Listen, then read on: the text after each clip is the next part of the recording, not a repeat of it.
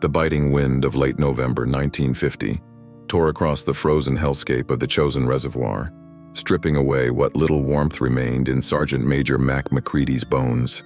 His breath, like that of the Marines huddled around him in their hastily dug foxholes, bloomed in the frigid air before vanishing into the pre-dawn gloom. They were cut off, surrounded by waves of Chinese infantry, and the supply lines, already tenuous and reliant on dated World War II birds, had snapped like dry twigs. Ammunition was low, medical supplies almost non-existent, and the relentless cold was claiming more men than enemy bullets. "Sarge, any word?" Private Miller, his face gaunt with exhaustion and fear, shivered beside him. His M1 Garand felt impossibly heavy. Mac squinted into the swirling snow. "Only word worth hearing, Miller, is relief or chow." He spat, the frozen spittle dissolving into the white powder. "And neither of those sounds likely."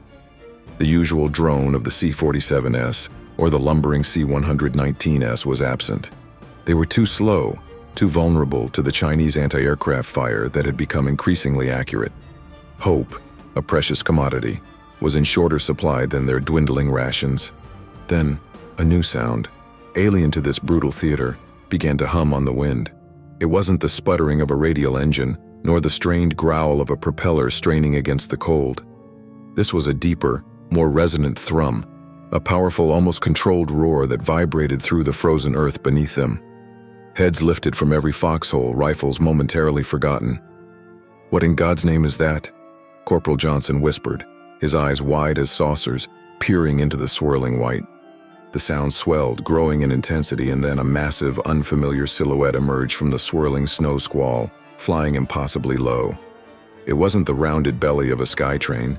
This aircraft was sleek, muscular, with high-mounted wings and four enormous multi-bladed propellers that bit into the air with a furious, almost terrifying efficiency. It was unlike anything Mac had ever seen in over a decade of combat.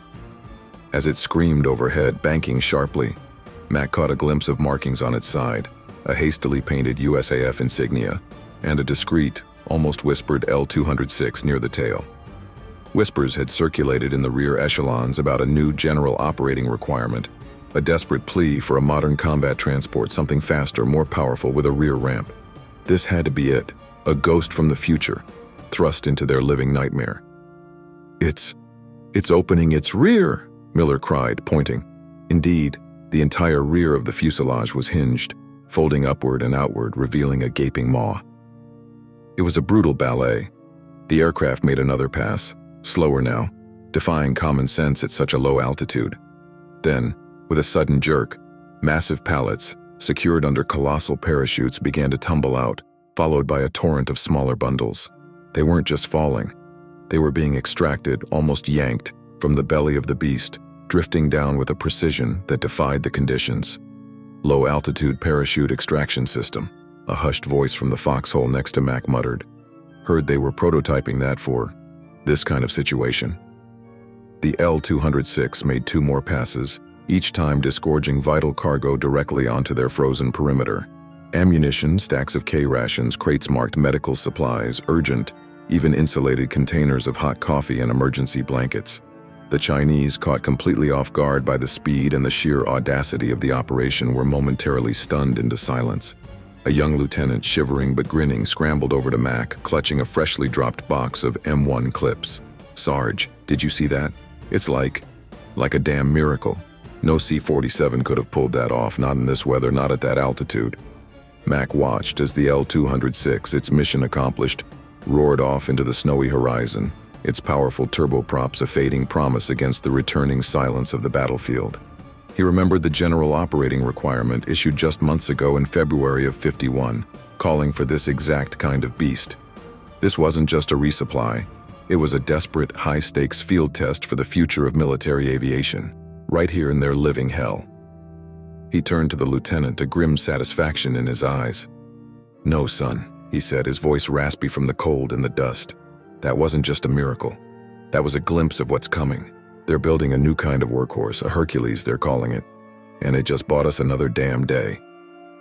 As the Marines, newfound energy surging through them, began collecting the precious cargo, the fleeting image of that powerful, angular prototype lingered in Mac's mind. It wasn't just metal and fuel, it was a tangible defiance, A silent declaration that America would fight for its own, no matter the cost, no matter how desperate the odds. And that, more than any ration or warm blanket, was the real comfort against the Korean night. The war was far from over, but a new chapter, forged in the fires of necessity, had just begun.